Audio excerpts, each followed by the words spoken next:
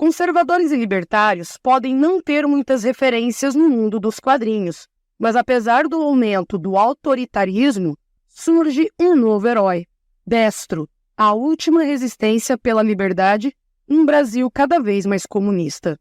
Este é a Visão Libertária, sua fonte de informações descentralizadas e distribuídas. Indo na contramão da chatice da lacração progressista, que vem contaminando heróis tão consagrados como o da Marvel e da DC, finalmente surge um personagem heróico que representa a população indignada com o status quo e, ainda por cima, o cara é um brabo brazuca. João Destro é verdadeiro, corajoso e não se dobra ao politicamente correto e a uma vida de mentiras. E tem uma lição a todos nós: a liberdade não se negocia. A história se passa numa distopia comunista. Tem várias lições a todos os brasileiros e expõe o marxismo e o autoritarismo oculto em várias instituições, incluindo nas Big Techs e instituições supranacionais. Aqui iremos falar sobre a história em seus detalhes. E caso não queira receber nenhum spoiler, recomendamos que veja primeiro a HQ, que já conta com 2 volumes. O projeto começou com um financiamento popular na plataforma Catarse, que arrecadou quase 5 vezes o valor inicial previsto. Além disso, a HQ pode ser comprada hoje em qualquer site de livrarias ou de vendas de livros. Antes de comentar sobre a história em si, vale a pena ressaltar a extrema qualidade do material e da construção da narrativa. A paisagem desoladora, com as pessoas comendo ratos, numa São Paulo em ruínas, é realmente impactante. O fundo sempre vermelho ou muito escuro traz uma sensação tenebrosa. O cheiro de morte está em todo lugar, e a morte é para todos, seja a favor ou contra o regime. Pois quem está a favor do regime tem que morrer intelectualmente e espiritualmente, enquanto quem se posiciona contra o regime deve morrer fisicamente. Em meio à paisagem desoladora, repleta de ruínas, se vê imagens de Lula, Che Guevara e Lenin, além de cartazes que compelem a obediência e a denúncia de detratores do sistema. Chama a atenção também que, em inglês, traduziram o João Destro como Derek Hammer, algo como o martelo da direita. Mas enfim, vamos à história que se passa no ano de 2045, na cidade de São Paulo. A pobreza imperava, já que o Brasil tinha sido dominado por comunistas, e os sobreviventes tinham que comer cachorros, gatos e até ratos. Claro, a elite do Partido Todo-Poderoso vivia comendo do bom e do melhor e morando em seus apartamentos e palácios caros. A ameaça comunista se tornava cada vez mais global, mas em alguns países, como a Polônia, os grupos de resistência eram fortes, já que eles passaram décadas sob o domínio soviético e conheciam bem os perigos do marxismo. A situação estava tão caótica e violenta que até argentinos famintos, fugindo dos peronistas, chegaram na capital paulista atravessando o Paraná. Para sobreviver a essa situação de miséria, foi surgindo um mercado negro em vários setores da economia. Por outro lado, algumas pessoas tiveram que aceitar o trabalho forçado para ter algo para comer. Era uma alternativa à fome absoluta. Essas pessoas ficavam em locais sendo vigiadas, não muito diferente dos gulags soviéticos. Se tornou difícil se esconder dos tiranos porque chips passaram a ser inseridos nas pessoas. Eles forneciam ao governo todo tipo de informação sobre a pessoa, tornando-a também rastreável.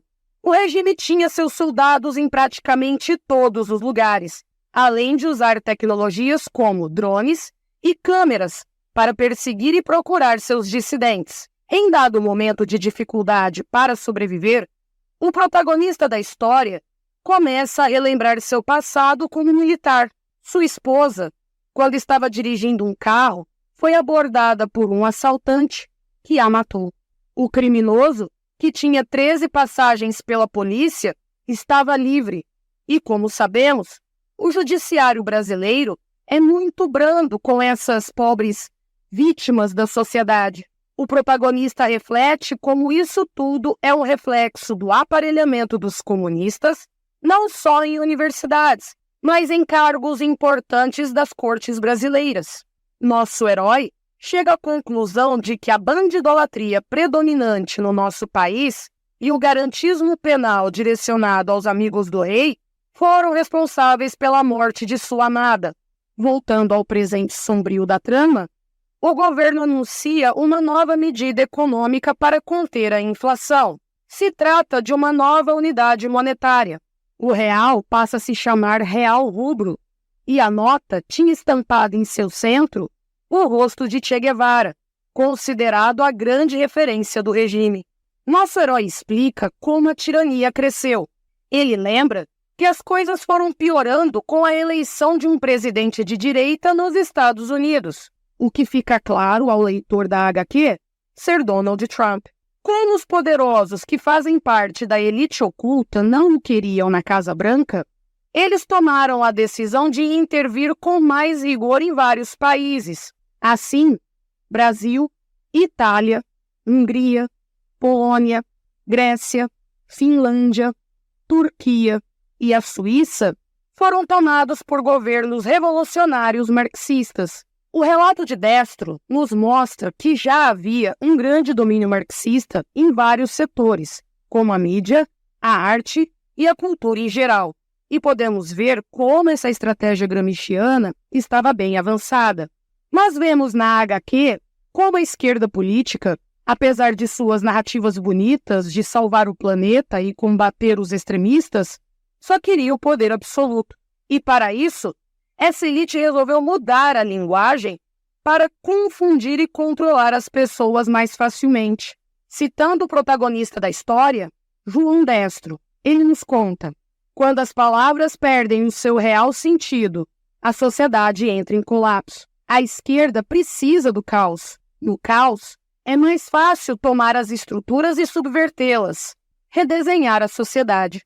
Esse é o grande plano para dividir todas as pessoas, torná-las cada vez mais inimigas umas das outras, pois assim a elite governante consegue criar narrativas de opressores contra oprimidos e ocultar quem realmente oprime. Vemos também como as Big Techs usaram de seu poder de controlar a informação para subverter a civilização ocidental, buscando sabotar os conservadores e impedir o avanço dessas ideias. E foi exatamente assim que essas grandes corporações passaram a sabotar todos os candidatos de direita em diversos países. Ao ser descoberto por um Bill Drone, o insurrecto, como era chamado pelo sistema, João Destro precisou fugir.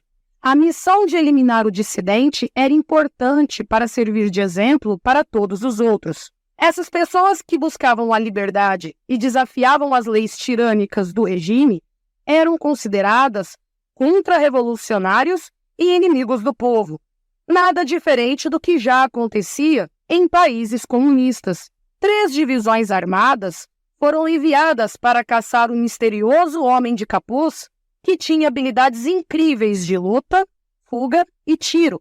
Mas após chegar reforços, um soldado encontra o herói no telhado de um prédio, indo pular para outro telhado e atira. O tiro derruba Destro. Ao cair numa residência com os ossos quebrados, um misterioso soldado aparece e diz: "Mantenha calma, vou tirá-lo daqui." A partir daí, Destro apaga totalmente, já enfraquecido pela fome e pela queda. Após acordar, nosso herói se vê deitado com um garoto do seu lado lhe explicando que ele ficou desacordado por 3 dias e agora está seguro no subsolo.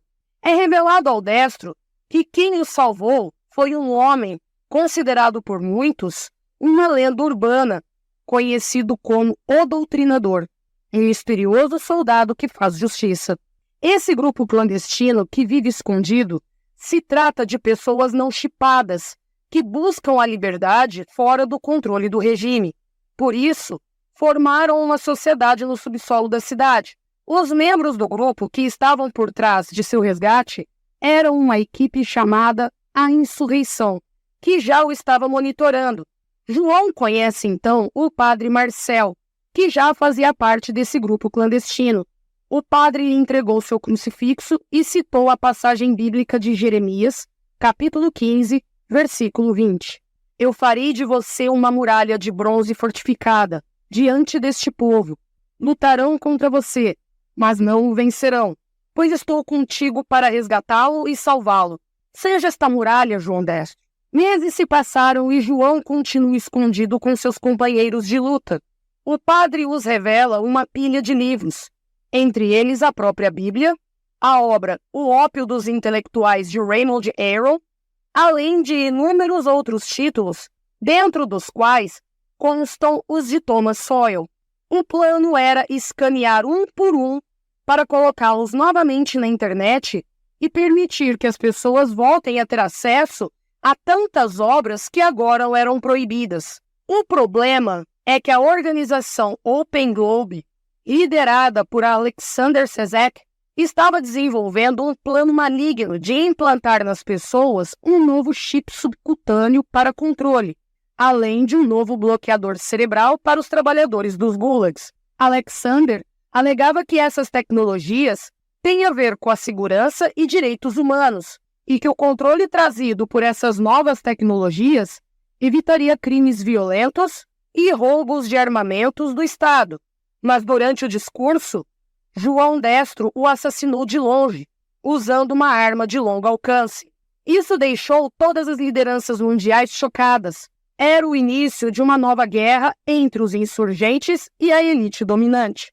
Os rebeldes da insurreição continuam fazendo novos ataques contra instituições e pessoas do sistema globalista. Eles colocam bombas na torre da empresa Life Moves, em São Paulo, e destroem o edifício. Após o atentado, vários governantes de diferentes países ficam preocupados com as ações violentas desses grupos, considerados por eles e pela mídia como terroristas. A partir daí, novas ordens de aumentar a repressão nas ruas e esmagar todo e qualquer grupo contra-revolucionário é posto em prática. O primeiro dos insurrectos a ser preso é o padre Marcel, que foi encontrado no estado do Pará. Nesse momento, chama a atenção em como os autores apresentam uma elite que combina suas ações mundo afora, unindo povos árabes, europeus, chineses, americanos e brasileiros no intuito de aumentar seu poder sobre as pessoas e consolidar o status quo. Lendo a trama, realmente fica factível a existência de grupos diversos no globo, mas que se unem em torno de objetivos comuns. A próxima e grande missão dos insurrectos era de chegar até a central principal dos servidores do governo. O objetivo era hackear o sistema e desincronizar todos os servidores. É nesse momento que um poderoso soldado, chamado Zing, que trabalha para a elite e parece um androide, começa a espancar João Destro. Aí termina o volume 1, de forma misteriosa, pois enquanto esse soldado biônico espanca Destro, surge uma mulher misteriosa pedindo-o para não matar João. Com a captura do nosso herói, a continuação da história se dá no segundo volume.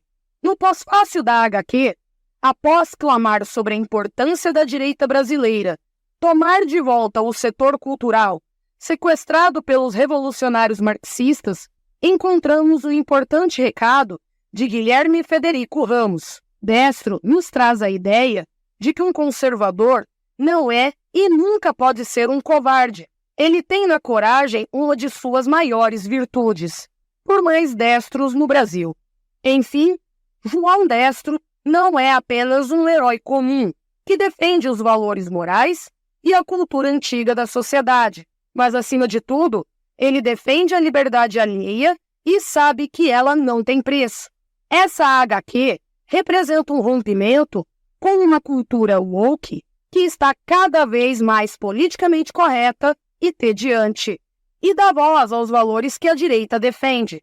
Vemos na história todos os problemas que assolam a sociedade brasileira, desde a violência e a pobreza, até a leniência do sistema de justiça e o aparelhamento das mídias e grandes corporações por militantes de esquerda. Os dissidentes do regime eram totalmente caluniados pela propaganda do governo e vistos como terroristas. O controle da população era mantido por uma forte propaganda e por novas tecnologias com os chips implantados. Mas a grande lição da história é que mesmo uma minoria de dissidentes com princípios inegociáveis pode fazer a diferença e resgatar um povo da servidão no mundo de mentiras. Da trama chama a atenção em como a elite socialista vai dominando cada vez mais os aspectos da vida privada, sempre com uma desculpa politicamente correta. Monitoramento, manipulação genética e regras anti-humanas são a paisagem natural dessa São Paulo de 2045, onde quem não concorda com o sistema ou foge para as profundezas ou morre. É como que uma junção de 1984 com o Admirável Mundo Novo. Já a parte do controle da mídia e dos livros remete a Fahrenheit 451. Enfim, nessa HQ assustadora e genuinamente brasileira, são fartas as referências a grandes obras da literatura e do cinema. Triste mesmo é só o fato de ter que concordar com ela. Obrigado por sua audiência. Este artigo foi escrito por historiador libertário e revisado por Amazônia Livre. Escreva artigos você também. Acesse visãolibertaria.com. Se você gostou do vídeo, compartilhe em suas redes sociais. Caso deseje ser avisado de outros vídeos, inscreva-se no canal e depois clique no botão da campainha. Até a próxima!